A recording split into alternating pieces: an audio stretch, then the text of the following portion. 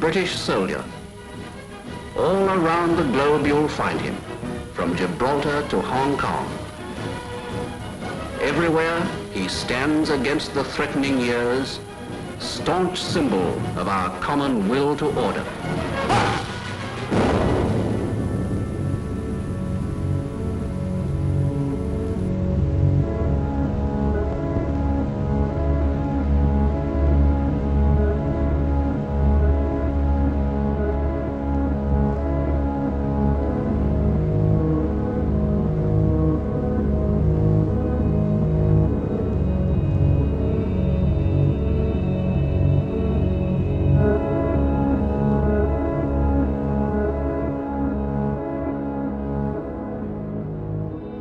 The British Empire, the largest empire the world has ever known.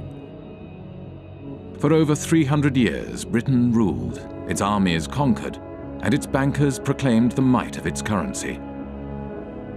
But one day it all began to fall apart. One by one, countries declared their independence from Britain, and no amount of force could reverse the tide. As British elites saw their wealth, privileges, and empire disintegrate, they began to search for a new role in a changing world, and they found one in finance. This is a film about how Britain transformed from a colonial power to a modern financial power, and how this transformation has shaped the world we live in.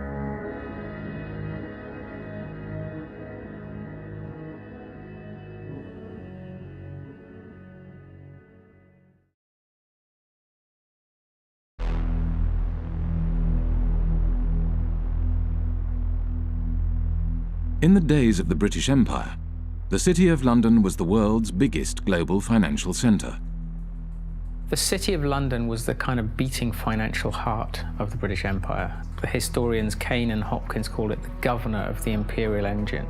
All these countries in the empire used to use the sterling currency, and the City of London was kind of the financier of this zone, not just inside the sterling zone, but outside the sterling zone as well. As Britain's empire declined, so too did the City of London. One British Army truck is bombed, killing 2 soldiers and wounding 12. As rioting becomes daily more widespread on Cyprus, young people of high school age take an increasing part in the violence. Here, a group of girls are being dispersed after a rock-throwing battle with British military police. With the decline of empire, British commercial interests across the globe were under threat. In 1956, Egypt nationalized the Suez Canal.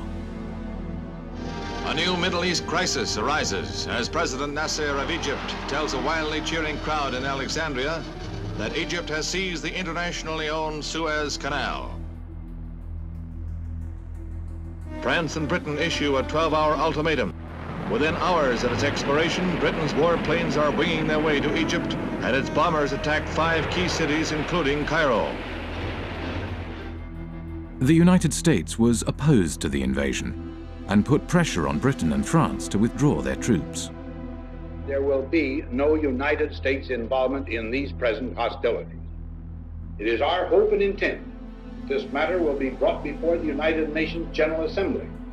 There, the opinion of the world can be brought to bear in our quest for a just end to this tormenting problem.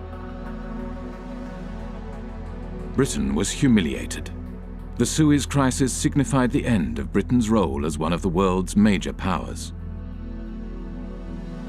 Following the crisis, there was a run on the sterling, on the UK pound. Some people suspect that the American government was encouraging this run on the UK pound. As financiers withdrew their money from Britain, the value of the pound decreased. To protect the value of the pound, Britain limited the bank's overseas lending.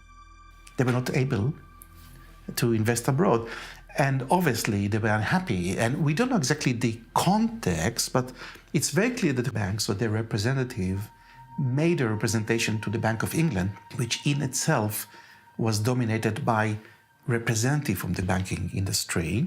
It seems that they have reached an agreement which was never written, that if the banks intermediated between two non-residents in a foreign currency, in that case the dollar, then this particular intermediation, this particular deal will not be considered by the Bank of England under its own jurisdiction.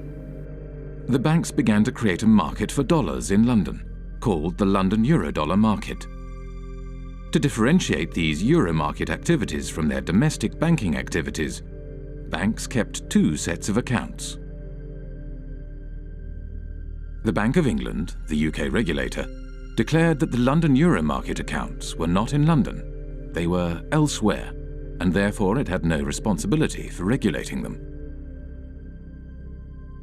It's about providing a legal space in which you pretend activity is taking place. And the importance of that is that you pretend it's not taking place in the economy where it really is taking place. So you're taking activity from the place where it's regulated and taxed and pretending that it's happening elsewhere. Now, where doesn't really matter, it's just elsewhere. When American banks realized that London offered the ability to avoid US regulations, they moved their international operations to the city.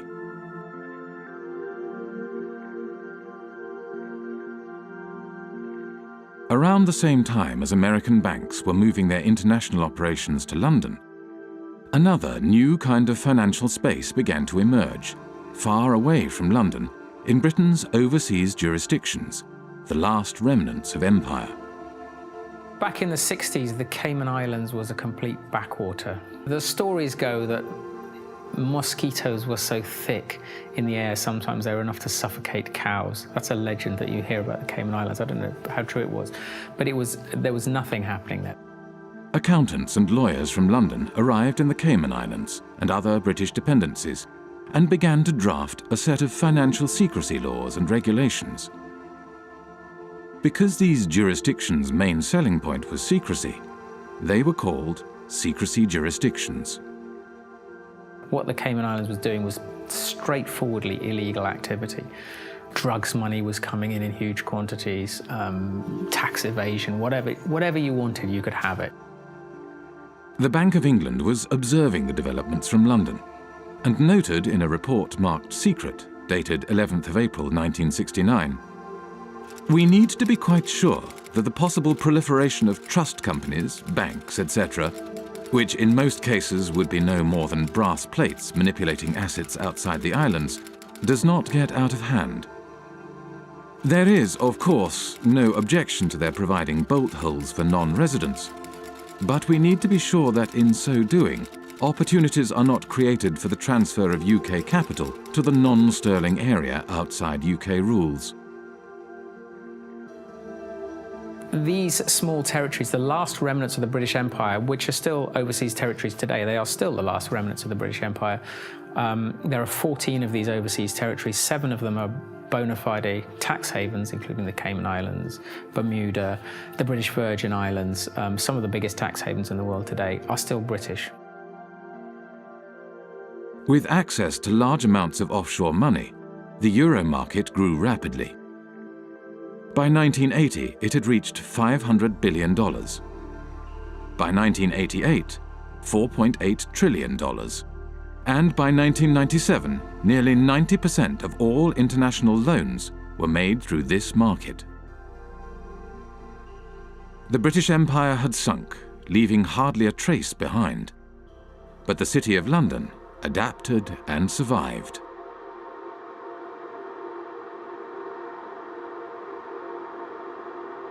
The City of London, London's financial district, is a peculiar place.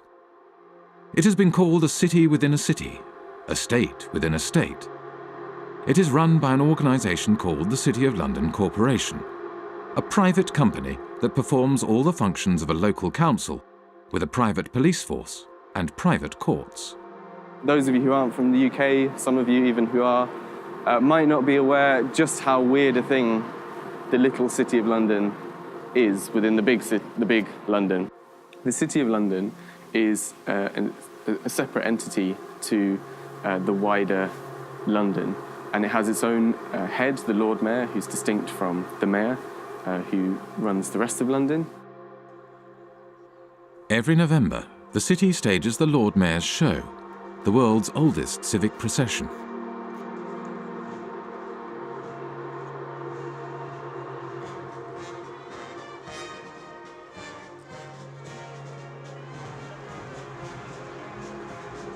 The City of London has long had this curious legal status because back in 1066, when William the Conqueror came over, the city was one of the only portions of England that he failed to conquer, and he struck a deal with the city in 1067 that allowed them to continue functioning.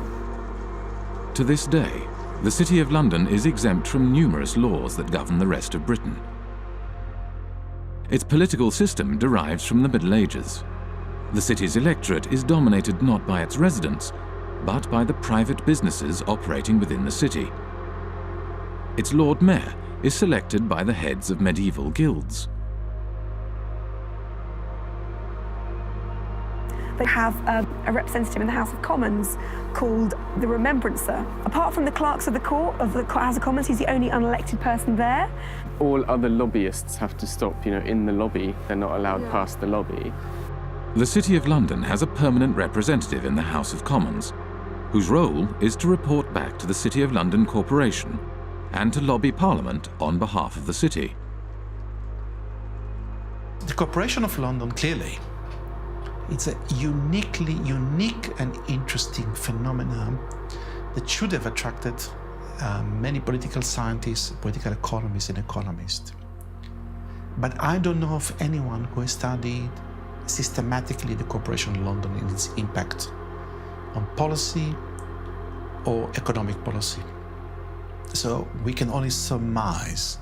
Some people assume or surmise that the Corporation of London is extremely powerful and is able in one way or another to shape British policy, particularly in financial matters. Clement Attlee, the Prime Minister after the Second World War, had something to say about the City of London Corporation. He did, So, yeah. yes. So over and over again, we have seen that there is in this country another power than that which has its seat at Westminster. The City of London, a convenient term for a collection of financial interests, is able to assert itself against the government of the country. Those who control money can pursue a policy at home and abroad, contrary to that which has been decided by the people.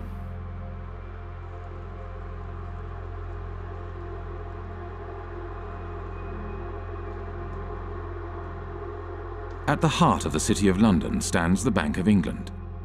The Bank of England is not just a central bank, it is also a financial regulator. At the demise of empire, the Bank of England used this regulatory authority to help attract the world's banks to London. In 1972, the Bank of England issued a license to the Bank of Credit and Commerce International, which set up its head office in London. Within 10 years, BCCI grew into the 7th largest bank in the world.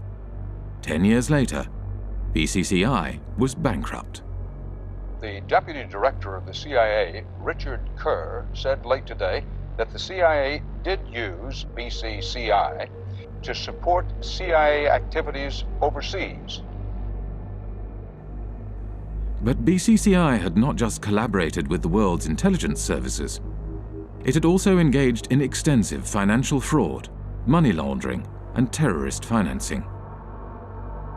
BCCI constituted international global crime of a level that boggles the mind. BCCI was financing terrorism. The Bank of England knew it, says the report, but instead of supervising it properly, it tried to prevent the bank's collapse. I am saying very directly that the Bank of England had sufficient information in front of it to close BCCI 15 months earlier than it did. Millions of depositors were hurt in that process. Numerous whistleblowers from BCCI had contacted the Bank of England, yet the Bank of England did nothing. The Bank of England had plenty of time to intervene and investigate, but it did not do so because the tradition at that time, which still survives, is that, well, actually, you have to just kind of send hints and talk over lunch tables with the chaps regulating other chaps, and all would be well. Robin Lee Pemberton, the governor of the Bank of England at the time of the collapse of BCCI, commented, "The present system of supervision has served the community well. If we closed down a bank every time we found an incidence of fraud, you would have rather fewer banks than we do at the moment." London was a place for banks to engage in business that was not allowed elsewhere, where senior bankers did not have to worry about the consequences of their actions. This is one of the reasons why today there are more banks in London than in any other financial centre. In Britain, nobody goes to jail. No bankers go to jail. They generally don't. They are a protected species. And that is part of the offshore business model of the UK, is to say, we will protect you, we will bring your money here, we will look after you. We're not going to put you in prison, we'll let you do what you want.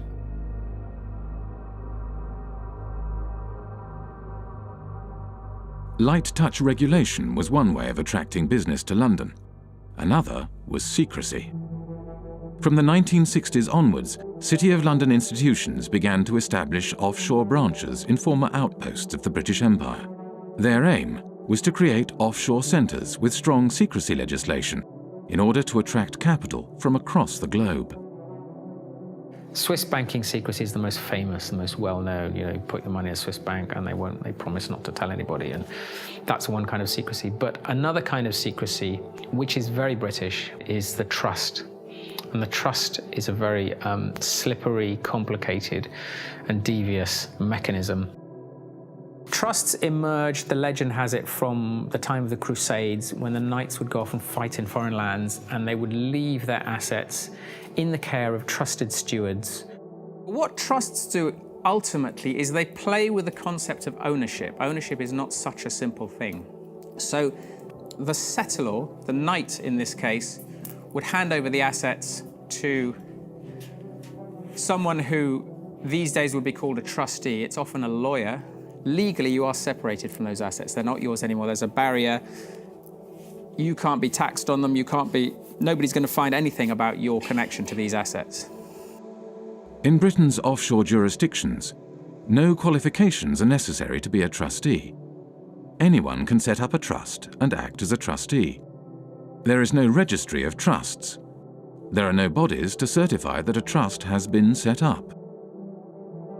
The only persons who know about the creation of this agreement are the trustee and the settlor. There's no obligation to register it. There is no financial reporting obligation of trusts. They're not required to put annual statements onto account anywhere. So actually trusts are, to all intents and purposes, invisible arrangements. Economist John Christensen was an economic advisor to the secrecy jurisdiction of Jersey for 10 years. We're not talking about a few million. We're talking now about trillions. Trillions of dollars of capital, which apparently belong to nobody. For tax purposes and for other purposes, they belong to nobody. Everything, works of arts, gold bullion, racehorses, cars, real estate, not just financial assets, but a whole load of non-financial assets belong to these trusts, sitting there belonging to nobody. Now think that one through, because we are talking about maybe as much as $50 trillion of assets sitting offshore behind these instruments. Well, the Cayman Islands are among several British overseas territories who have signed a new information exchange agreement with Britain and the rest of Europe to tackle tax evasion. The countries are now required to automatically provide details of the ownership of bank accounts and how they're used. Cayman became the first signatory last week. It's important that the Cayman Islands should be recognised as the first overseas territory to sign such an agreement with the United Kingdom. And I think this importantly reflects the constructive approach that the Cayman Islands has taken in delivering our shared objective of rooting out tax evasion. The trust lies at the core of the British secrecy model. They don't use banking secrecy. The Swiss use banking secrecy. The British, of course, are only too willing to kill off banking secrecy because they will then capture a larger market share. That's why the Brits are doing this. Trusts are the basic building block of Anglo-Saxon secrecy, and they form the basis from which complex offshore structures are created. Every secrecy jurisdiction offers a specific set of services, from trusts to shell companies to secret bank accounts and nominee directors. The combination of these services into complex structures, spanning multiple jurisdictions, enables the creation of secrecy structures that are almost impossible to penetrate. An offshore structure will often have a trust kind of sitting at the top of it. The trust will be here managing the assets, kind of controlling the assets. Underneath it, the trust will own some shell companies. Each one might be in a different jurisdiction. So you might have a trust in one jurisdiction whose trustees are somewhere else, whose beneficiaries are somewhere else, which owns offshore companies somewhere else. Each of these companies might then own assets, so that they might own, a bank account, a racehorse, a yacht, a painting, a portfolio of shares, or whatever. There are numerous variations of trusts and offshore secrecy structures. There are offshore lawyers whose work entails the creation of ever more complex and obscure structures. The aim of these structures is to hide the identity of the owners of offshore assets and allow offshore wealth to be recycled back into global markets. But looking on the amount of money being administrated from tax havens, you see that it is a curve going like this. And all the talking we have been doing along with other wonderful people fighting against tax havens has not changed anything, It is the word where you say, go on talking, you're interesting me, and I'm going on doing what I want to do. We know everything today because we have had the Panama Papers, we have seen it, and we are not able to act upon it. And we are not able to act upon it because this system is really protecting the few people that are having benefit from it. And these are in percentage very few people, but they are powerful.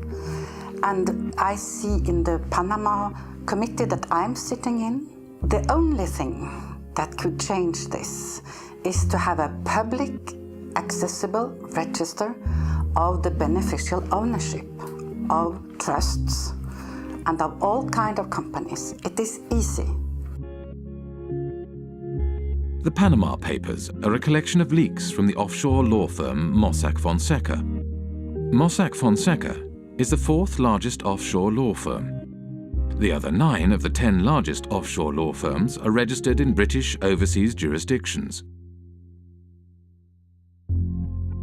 When countries complain to Britain about the activities run out of its offshore havens, Britain claims that these places are independent and that there is nothing it can do. I've heard time and time again from officials in Berlin and in Paris and in Washington and in other countries that they've been told by the British government that, yes, they're well aware of what's going on in Jersey and they think it's very unfortunate, but they don't have the powers to intervene. Well, that's a straightforward lie. They do have the powers to intervene. They just choose not to. Britain plays this kind of game of pretending, when it suits them, to pretend that these places are independent. At the end of the day, Britain appoints the governor, appoints lots of senior people in these places. They're responsible for foreign relations and defence, and also they can veto their legislation as well. So Britain has a massive degree of control. Basically, it is controlling these places, allowing them a little bit of political space. During his time as economic advisor to Jersey, John Christensen frequently travelled to London for talks with various British government departments. As economic advisor, I had a lot of contact with different departments. Traditionally, UK governments have tried not to interfere in the domestic affairs of places like Jersey. So it happens in a more subtle sort of way. You kind of go and talk to someone, either at the Home Office or the Treasury, and they'd say, well, we're not actually particularly keen on this piece of legislation. It might be a good idea if you didn't go down that route. And over a cup of tea, that's quite a strong signal. That's a signal, go back to the island and say, they don't want you to do this. The British government prefers not to interfere overtly. Instead, it communicates its desires through informal discussions. There is no paper trail or official statement. discussions take place behind closed doors.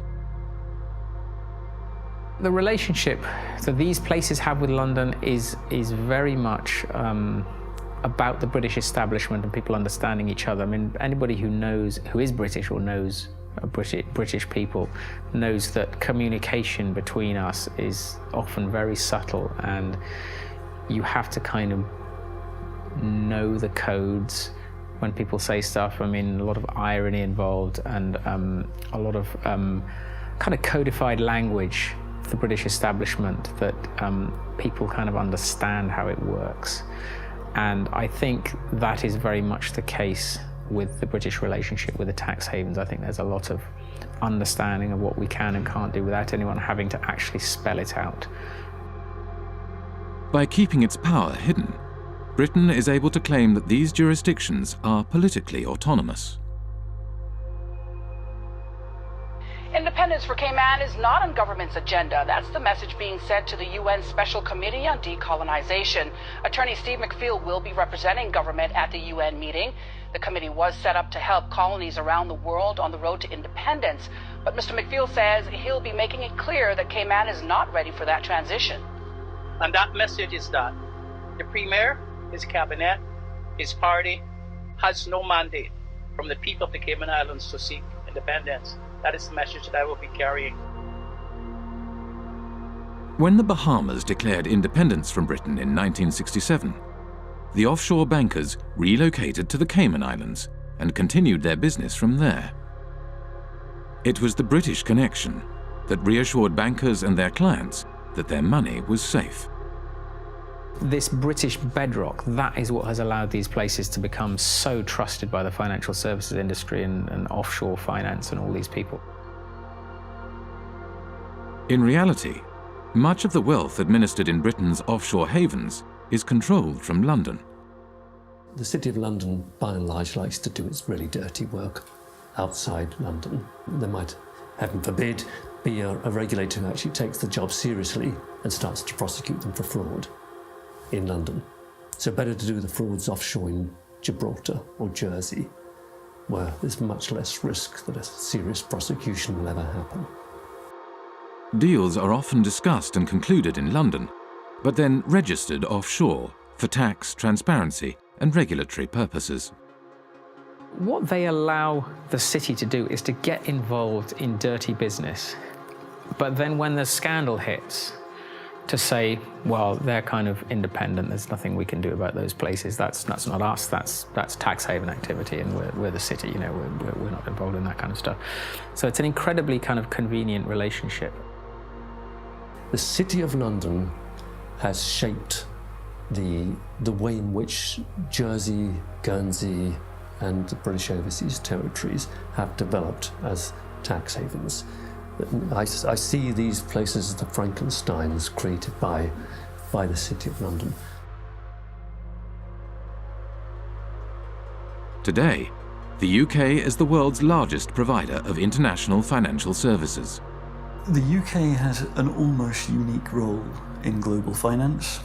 If you look at data, the kind of data that we've constructed in the Financial Secrecy Index, you can see the relative shares of each country in the global provision of financial services exports, that's financial services to non-residents. Now, there are two big centres and everything else is quite small in comparison. The two large centres are the United States, with around 19% of the global market, and the United Kingdom and its offshore jurisdictions, which have around 25% of the global market.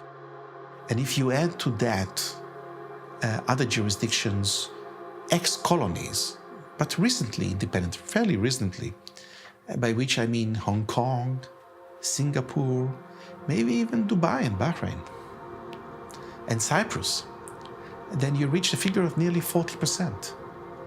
And I think that figure represents better the position of London in the global financial market. The soldiers left, the administrators left, all the colonies, but they still kept a significant degree of control over the financial flows from these former the former parts of empire in the rest of the world. So you could describe it as a second empire, Britain's second empire, sort of hidden financial empire spanning large parts of the globe. At the time of the British Empire, the City of London was the world's largest global financial centre. Not only Britain's colonies, but also independent countries did their banking in London and used the empire's currency for trade and financing. As the empire declined, so too did the City of London. The establishment of the London Euro Market enabled City of London banks to continue to exploit their empire-era networks and expertise, and the creation of secrecy jurisdictions gave banks access to large amounts of cheap money. International banks from across the globe set up branches in London and Britain's offshore jurisdictions in order to take advantage of this new system. This system has taken the place of the occupation, up till 62 for France, I don't know for England, but about the same time. England were physically present in India, for instance, or in other colonies. And when you look at the money flows through the tax havens, they are increasing when we withdraw from the colonies. We are still plundering developing countries as former colonial powers. Wealthy individuals, organized crime, and corporations shifted their wealth offshore in exchange for secrecy and no tax. And as countries around the world began to deregulate and open their economies, it became ever easier to do so. Today, as much as half of all global offshore wealth may be hidden in Britain's secrecy jurisdictions. One of the losers is Africa, whose flight capital flows mostly into the modern British spider's web. I think it's no coincidence that Britain's offshore empire emerged more or less at the same time as the collapse of the former empire. We tend to think of Africa as being a huge net debtor to the rest of the world. But that was the extent of their debts at the end of 2008, 177 billion. The debt of sub-Saharan African nations stood at $177 billion in 2008. Yet the wealth these countries' elites had moved offshore between 1970 and 2008 is estimated at $944 billion, over 5 times their foreign debt. $944 billion. Do the maths. Far from being a net debtor, Africa, sub-Saharan Africa, is a net creditor to the rest of the world. As capital moved offshore, African nations borrowed money from international banks at high interest. Over time, these debts became so great that they may never be repaid. Secrecy jurisdictions were starving developing nations of their wealth and their tax revenues. For a long time, a lot of developing countries, including recently Ecuador, have been trying to set up a UN tax body which is of a higher value than what is currently there, which is the UN Tax Committee. And every time this has happened, it has gotten blocked. During the financing for development process in Addis Ababa last year, I think it was the UK and the US that blocked attempts again to set up this World Tax Organization. So why would they not want to have democratic decision-making in global decisions on how tax gets collected across borders? I don't understand this. As long as we have cross-border activity that involves both criminal and legal activity, as long as we're unable to separate the two, this is going to continue to be a problem. Western nations block attempts to provide greater transparency of international financial flows and the implementation of global standards for the collection of tax across borders, whilst elites in developing nations use offshore centres to hide their wealth offshore. The oil from Gabon has not benefited people in Gabon. And this is true for the copper in Zambia, for the gold in Mozambique or in Mali. they have benefited the company that do extract it and their shareholders. It has benefited the corrupt elite in the country. In developing countries, the offshore system of tax havens has facilitated the looting of these countries by their elites. It has enabled them to steal the money and keep it safe somewhere else. Illicit financial flows, because the anonymity that drives them creates incentives for people in positions of power to be corrupt. This is why there's a group of countries where development progress is so difficult. It's that the incentives of individuals and the ability to pursue them through all the mechanisms that underpin illicit flows outweigh the type of mechanisms that lead you to a powerful, representative, effective state that can start to deliver development.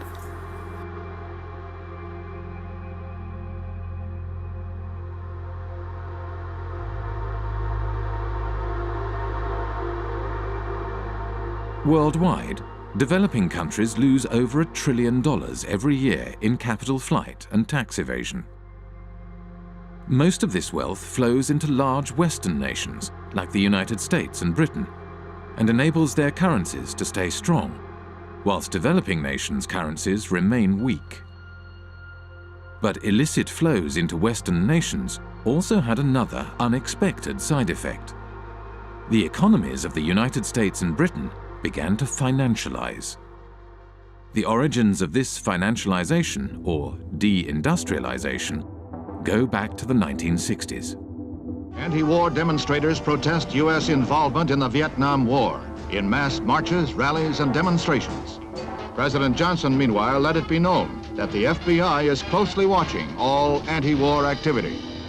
In the 1960s, U.S. economist Michael Hudson was working at Chase Manhattan Bank on Wall Street as Chase's balance of payments economist. During the 1960s, the United States balance of payments deficit was entirely a result of foreign military expenditures. Dollars were flowing out of the United States as a result of the cost of the Vietnam War.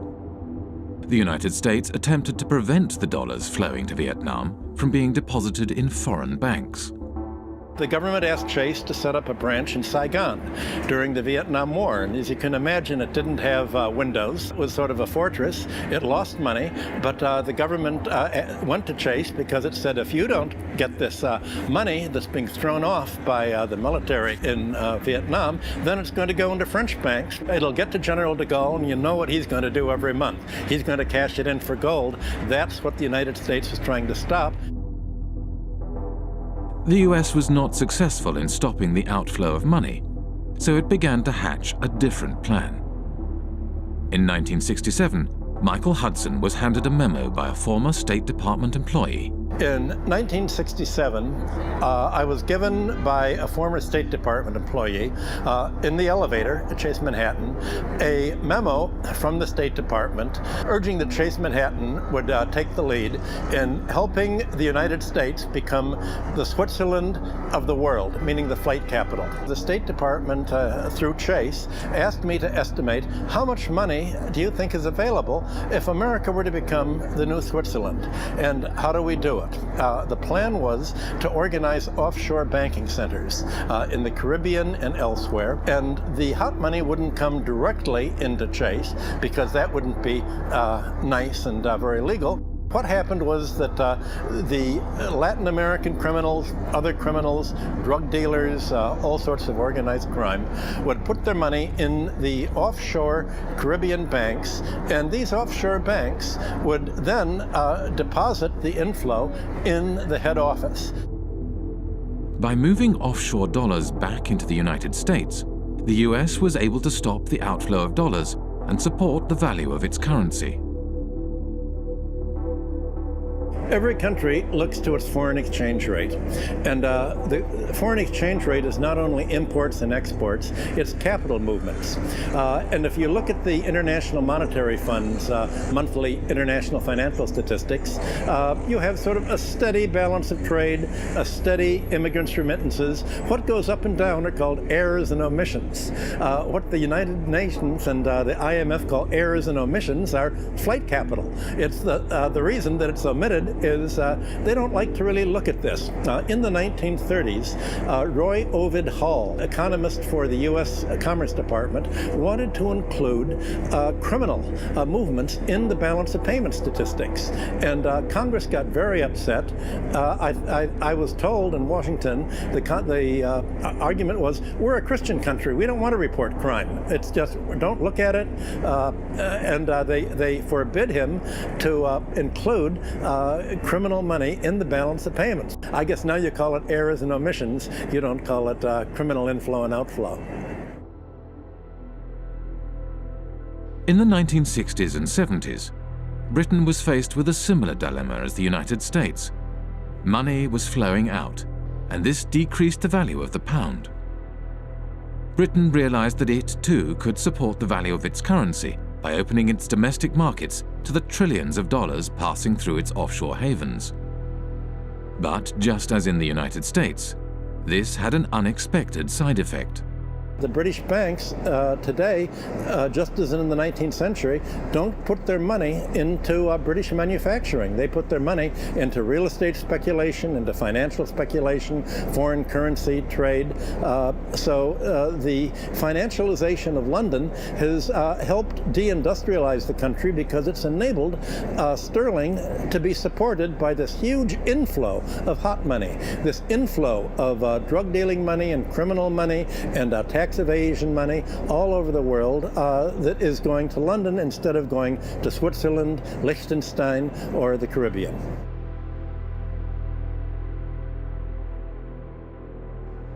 With the silent backing of the United States, Britain's offshore havens grew rapidly, and before long, the offshore system developed into the world's dominant international financial market. Few were aware how this market functioned.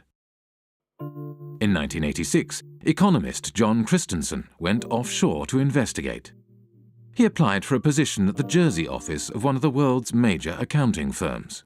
At Deloitte & Touche, I was working in what's called company and trust administration, straightforward offshore stuff. I went offshore specifically to work in that area because that's where you're dealing with the offshore companies, the shell companies, the offshore trusts, and you're administering them. That way I could see from working inside a big global accounting firm exactly what the clients were doing. I had complete access to all the client files. And over the course of my period of working with Deloitte & Touche, I investigated over 100 of their clients offshore, and this is what I found. There were some insider traders, some market rigging, some avoiding disclosure of conflicts of interest, illicit arms trading, illicit political campaign donations, contract kickbacks, bribery, fraudulent invoicing, trade mispricing, and, at the bottom, tax evasion. Okay? This is what the clients were doing. On the basis of a sample of the clients that I looked at, not a single client was involved in what I would regard as genuinely legitimate activity. They were all involved in some kind of tax dodging or worse. I met with Carl Levin. He used to be an American senator, and he made a lot of inquiries into private banking, asking questions to the bankers. What do you think the percentage is among your clients that are using these companies for legitimate purposes? And the answer was, I believe that 99.9% of my clients are using these companies for illicit purposes. This is a reality. This is American bankers telling what they are doing. And it's exactly the same thing with UK bankers helping their clients to have accounts in Panama or in Bermuda or in Cayman Islands. Secrecy jurisdictions are heavily used for fraudulent and grey area financial activities, areas where secrecy is not just desirable, but a necessity. Legitimate financial activity has no need for the secrecy offshore havens provide, nor a desire to pay the high fees offshore banks and law firms charge. Today, close to half of the world's secrecy jurisdictions are British dependencies. In public, these jurisdictions claim they are transparent and their financial services sectors are engaged in legitimate financial activities. Our economy is not based on secrecy. It's based on transparency. It's based on a sound regulatory environment. It's based on good governance and good government with a British government legal system. That's what our financial institutions are based on. Well, tonight we have a response from the head of Cayman Finance after a group of U.S.-based anti-tax evasion activists announced plans to travel to Cayman to draw attention to what they feel is corporate tax evasion. Finance Chairman Mr. Richard Cole says he's encouraging the group to visit and says our financial sector has nothing to hide. I would say if anybody wants to come to Cayman to find out what's coming, you know, what we do here, come on down. We have no secrets here. When I went to the Cayman Islands back in 2008, I think it was, I called the government spokesman and he said, okay, we have had an order from on high that nobody is allowed to speak to you. You are off limits.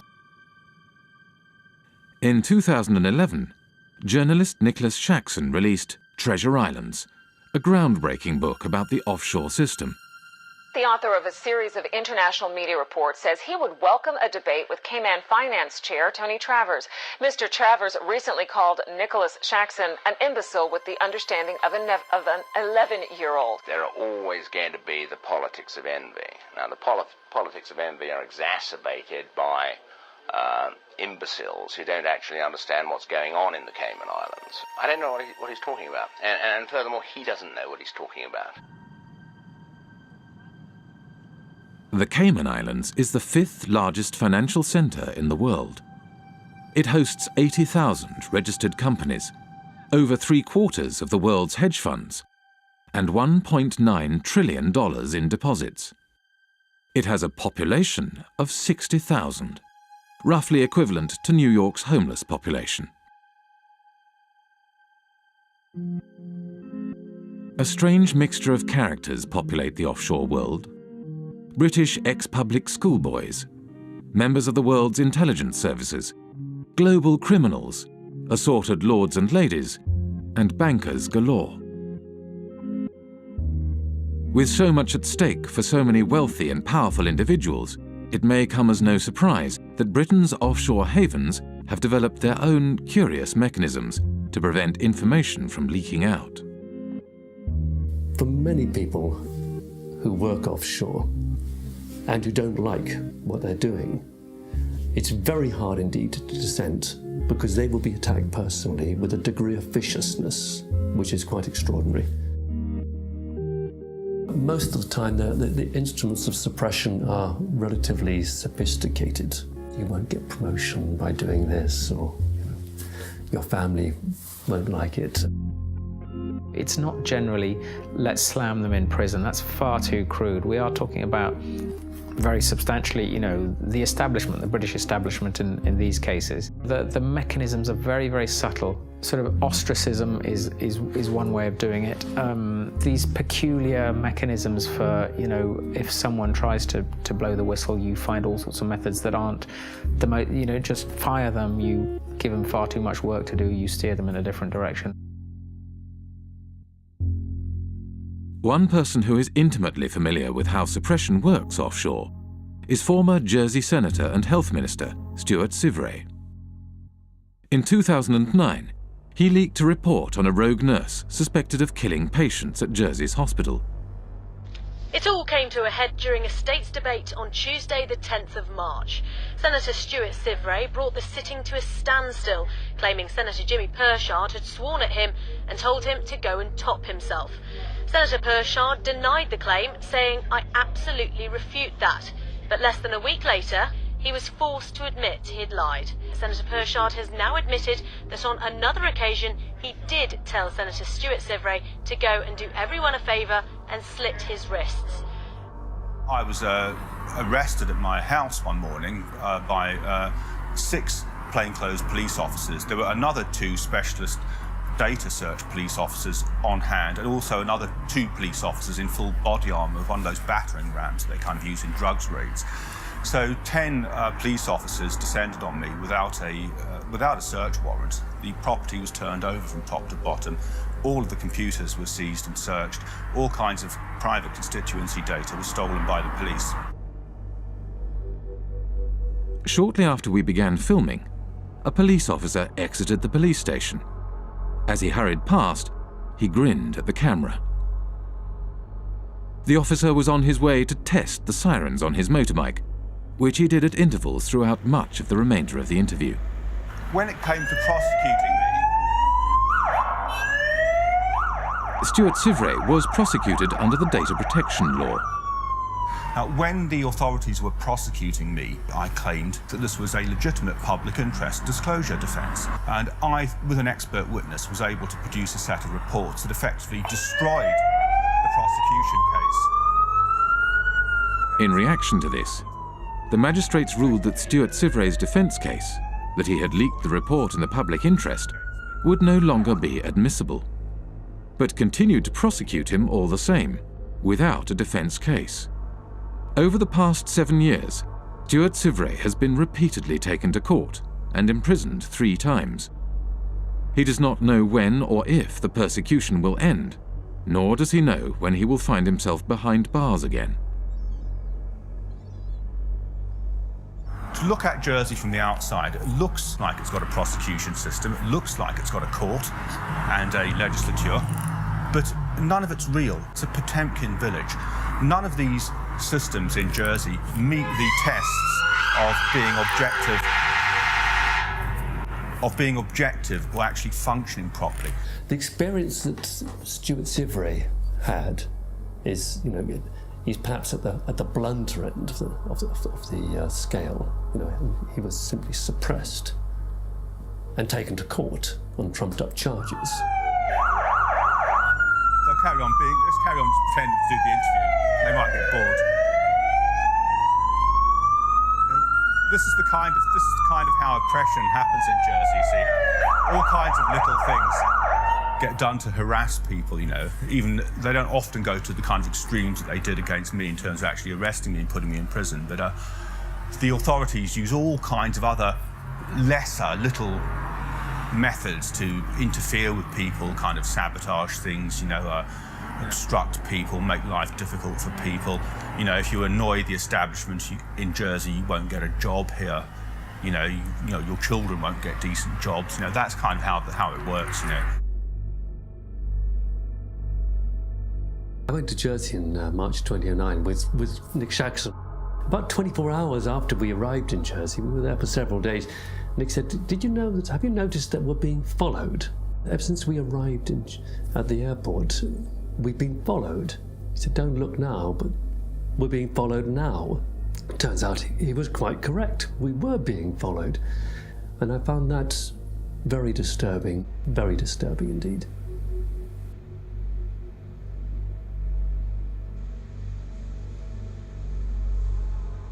They have a saying in Jersey, if you don't like it here, there's always a boat in the morning. Jersey Finance promotional literature states, Jersey represents an extension of the City of London. It's where the City of London chooses to do many of the activities which they couldn't do in London itself. We're here just to talk about this one company called Appleby. I'll just read what they say on their website. Members of the firm, Appleby, have gone on not only to political office, but also in a number of centres, Bermuda, Jersey, the Isle of Man and the Cayman Islands, to senior judicial office.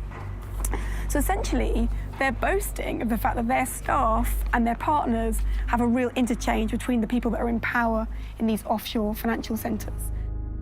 The same lawyers and accountants who set up and administer offshore trusts also occupy senior political positions. In Britain's offshore world, Most politicians are in business. They lobby for business and promote business interests. They draft, refine, and pass legislation. Politicians sit on the boards of the companies they are supposed to regulate. There is no place for dirty money in Britain.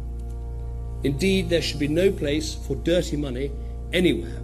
The challenge I'm laying down for every country today is to root out the rot of corruption, to ensure transparency over what your own companies are doing, require transparency for foreign companies in your country too, and work with us to spread this approach to transparency around the world.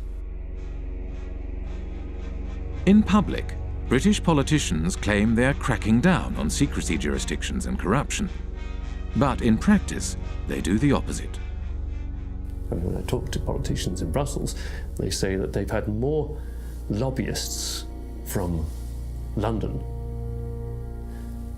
and including politicians, come to them to protect the City of London's interests than they've had from every other European member state combined, which gives you some idea of the extent to which British politicians see themselves as essentially lobbyists for the City of London.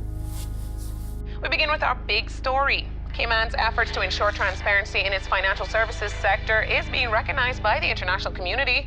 Earlier this week, the UK's Prime Minister David Cameron told Parliament that the tax haven label placed on its crown dependencies and overseas territories is unfair. Many British politicians have personal and business ties with the City of London and British secrecy jurisdictions. Former British Prime Minister David Cameron's father, Ian Cameron, was an expert in offshore funds and was involved in offshore trusts from the 1980s onwards. At this courthouse behind me here in St Helier, we found this. It's a document called a grant of probate, and it's attached to the English will of none other than Ian Cameron, David Cameron's father. Say hello to Mum and Dad. Hi, Bar, how are you? Good to see you. Ian Cameron was certainly a wealthy man. In 2009, his personal fortune was estimated by researchers for the Sunday Times Rich List at £10 million. Yet when Ian Cameron died in 2010, his estate was much smaller than might be expected, just £2.7 million. In many cases, it's the politicians and their cronies and their families and so on, and the business people who sponsor the political parties, who are using these offshore services themselves. So they've got no personal interest in closing it down. If they wanted to close it down, they could do it tomorrow. The fact of the matter is they don't want to do it because they themselves are complicit with the process.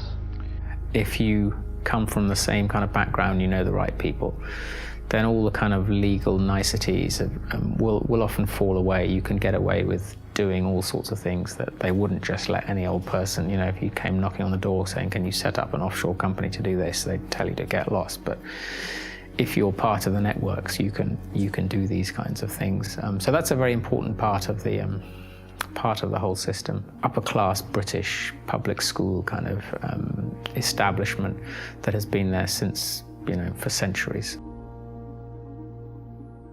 The British establishment, an old boys' network of privileged elites, had carved out a lucrative niche for themselves in the offshore world after the demise of empire. They transformed themselves from administrators of empire into financial handlers for the global elite and multinational corporations. As more money flowed offshore, societies around the globe began to feel the impact of the offshore world. The reality is not what you believe, that your prime minister has the power to decide on the future of your country. The power is hidden here. We have country after country around the world where the lack of financial transparency about taxation, about ownership, about corruption has undermined the extent to which governments deliver representative policymaking for their citizens. We have extreme cases like the hiding of tax evasion by people in finance ministries in Greece, in France, but we also have this system that in general is geared towards anonymous company ownership, the anonymous ownership of properties across London, of half of the land in Scotland. You know, do we really think there's any circumstances in which governments work better, in which markets work better, in which the distribution of income and assets is better, when we allow so much to be hidden? Who wants to not know who you're doing business with? Who wants their government to have people working for it, or to be led by people whose assets are hidden, whose financial transactions are conducted anonymously offshore? You know, this is a bad direction for the world. We need the citizens to understand what is happening, that they are the ones who is carrying the burden, and that some individuals having the power are exonerating themselves. Ordinary people are paying taxes, rich people are not. So this is inequality, and it is leading up to populism, because it shows so clearly that the people today leading the world are not able to take care of the interest of ordinary people.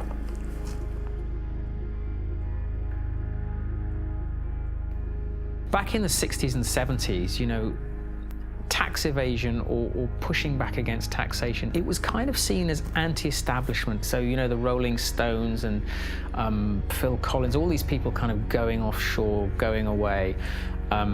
It was seen as a sort of rebellious thing to do. And if you fast forward to the present day, now that is the establishment. The offshore system is the establishment. Today, offshore is the way elites and multinational corporations conduct their affairs. Tax evasion is the way business is done. This kind of sophisticated cheating requires a huge infrastructure. We like to talk about the pinstripe infrastructure of highly educated people who think it is their right to help others to cheat societies. We have a new mafia in town. It does not actually shoot people, does not put bullets in their kneecaps, but its trade is just as deadly. It deprives people of opportunities to have healthcare, education, security, justice, and essentially a fulfilling life. Accountants form the backbone of the offshore system.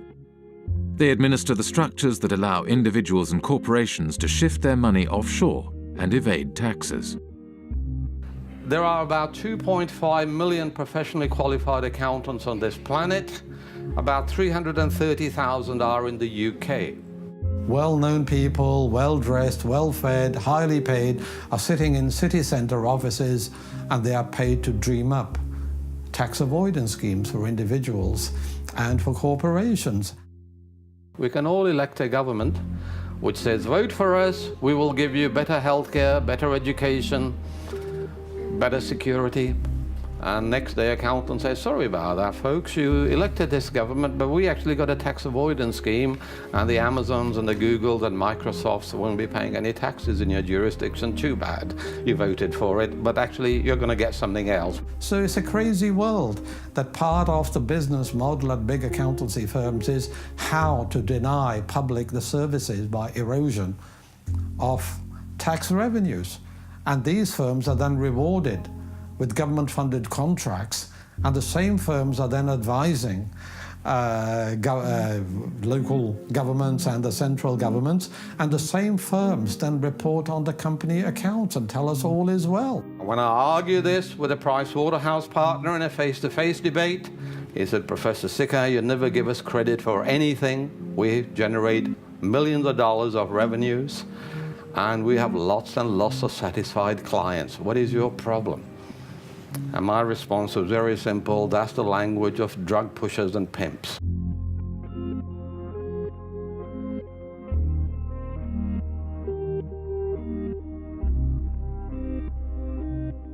In Britain, a new breed of civil servant was rising to the top. One such civil servant was Dave Hartnett, who rose to the top of HMRC, the UK tax authority. Dave Hartnett had a new way of collecting tax. Deals would be negotiated on an individual basis, behind closed doors. In the case of the largest clients, Dave Hartnett frequently led the negotiations himself. British Telecom was one of the first companies through the programme and received a refund of over £1 billion. BT's chief executive, Ben Verweyen, wrote, "Earnings per share up 14%, and nice to know that we have a £1 billion credit from the taxman." Dave Hartnett claimed this approach was more efficient. Litigation in the courts is really phenomenally expensive in this day and age all over the world, and I think is to be avoided where possible. And the art is to persuade people to pay by strength of argument and the like.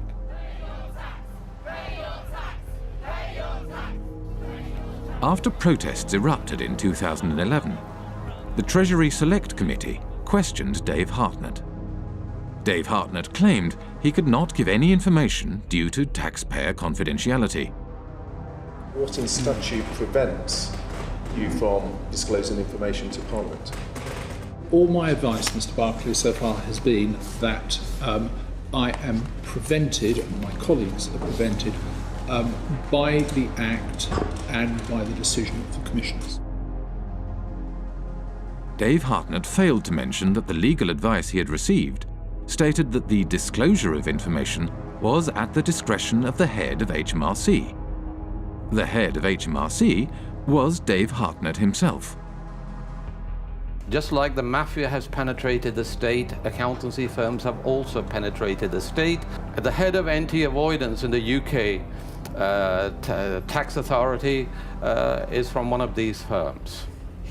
The newly appointed chairman of Her Majesty's Revenue and Customs, which is a tax authority, is a partner from KPMG. Their partners have penetrated the state. They are running the Treasury. Britain's financial services industry had penetrated the state and began to shape its laws for its own benefit. The degree of political capture by the City of London, by the big banks and the big law firms, is so enormous that the politicians have effectively become their spokespersons.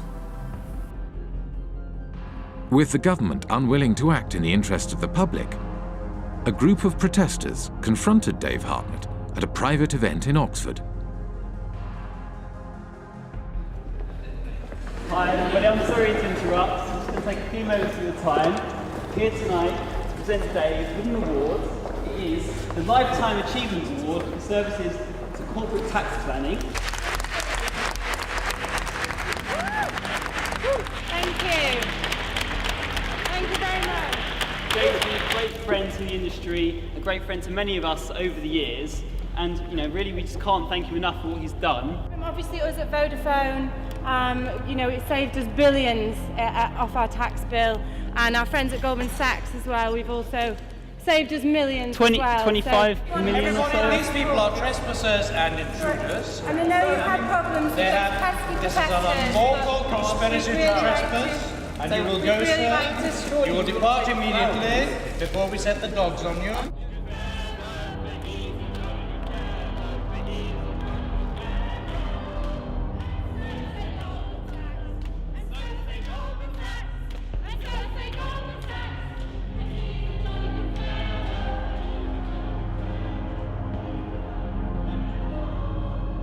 Go.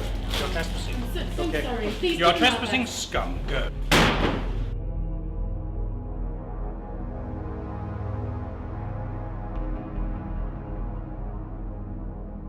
After his retirement, Dave Hartnett moved to the private sector. One of his positions was at accountancy firm Deloitte, where he advises foreign governments on corporate taxation. Dave Hartnett is a Companion of the Order of the Bath, an honour bestowed on him by the British monarch. We have former of ministers acting as advisors to accountancy firms. Accountancy firms provide jobs and consultancies for potential ministers. To my mind, really, it's an indication of corrupt structures. People are buying and selling influences. When a former minister works for an accountancy firm, he's not providing any accounting knowledge, he's opening political opportunities, home and abroad. That is what they are doing. I hope by now you'll share my view that I don't trust most bankers, I don't trust most lawyers, I don't trust most accounting firms. I actually think they're engaged in a conspiracy against public interest. In Britain, secrecy and complexity in finance and government help to obscure corruption in public office. Financial structures are often so complex that even after they are publicly revealed, they are not widely recognized for what they are. An example of this is PFI, the Private Finance Initiative. PFI is Private Finance Initiative. It is a way of funding public infrastructure, things like hospitals, schools, roads and bridges, but financing them via the private sector rather than the historical method, which is via central government. Over a period of 30 or 40 years, the amount of kind of repayment costs will be sort of 3 or 4 times higher overall than if you'd borrowed it from central government in the first place. So it's basically a giant accounting scam.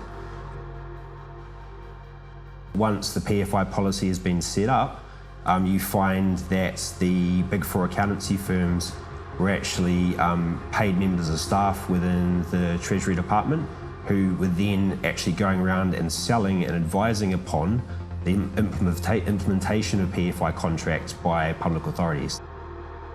Effectively saying, come to us and we will show you how to derive the most benefit from it. In other words, how to perhaps exploit the legislation. Even the offices of the State Tax Authority are now owned offshore. HMRC, which is the tax collector here in the UK, their offices are owned in Bermuda by a company called Mapley Steps. It's quite incredible. The company that owns the PFI contract to run HMRC's head office borrowed money from offshore investors at 15% interest. Because the interest was so high, the company was losing money. Therefore, it did not pay tax. In 2011, HMRC could not prove that any PFI company was paying any tax in the UK. I think we need to have a serious conversation about the role of government in this whole debacle and how much our government has been penetrated by big banks and accountancy firms, and ultimately in whose interest it operates.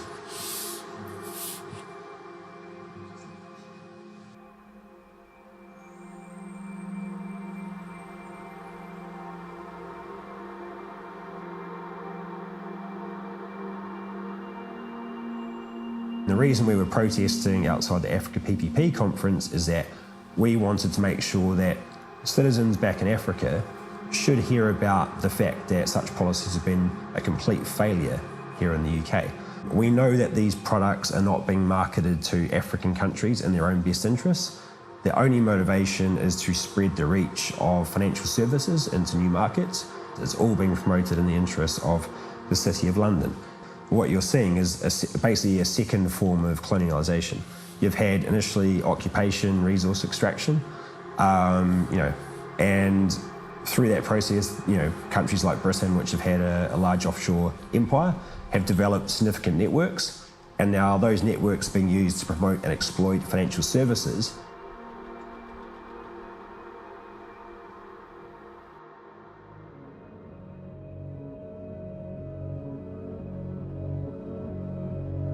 The City of London was the beating financial heart of the British Empire. As Britain's empire declined, the city transformed itself from a hub operating the financial machinery of empire into a global financial centre. Former insignificant outposts of empire became the basis for a spider's web of offshore secrecy jurisdictions that captured wealth from across the globe and funneled it to the City of London. Today, 25% of international finance is conducted on British territory. almost half of the world's secrecy jurisdictions are under British protection. Up to half of all offshore wealth may be hidden in Britain's offshore havens. Financial services is how Britain's elites make their money. And it is also where former government ministers, senior civil servants and retired spooks from MI5 and MI6 receive lucrative consulting positions after their time in public service.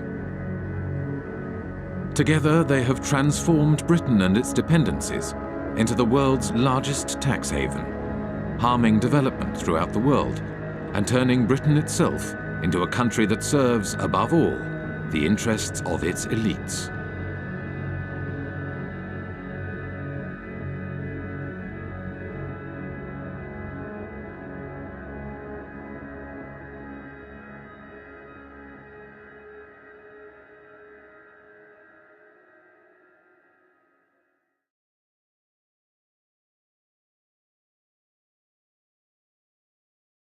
Thank you.